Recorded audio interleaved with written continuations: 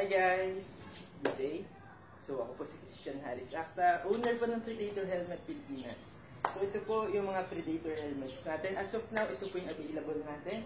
So itong red na ito, design niya ay parang paalon-alon. Itong red na may scar and itong blue natin. So yung the rest po nito ay reserved na.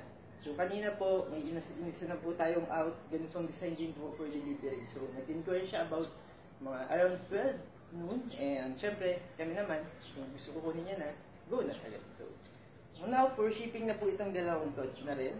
So yan, papakita ko rin po yung specs ng ating Predator helmet. So ano ba, bukod sa astig talaga siya sa mga ride, okay na okay siya dahil una, yan, dual visor na siya.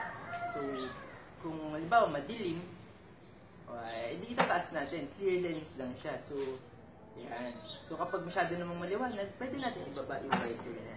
So kapag maganda summer na summer, syempre bukod doon, ang nagpa-stick sa kanya ay may LED light. Ayan. So nakita niyo siya. And reflectorize ang ating ulo. So kapag siya ay nasinaga ng araw during night, nagre-reflect siya at nag-iba siya ng kulay.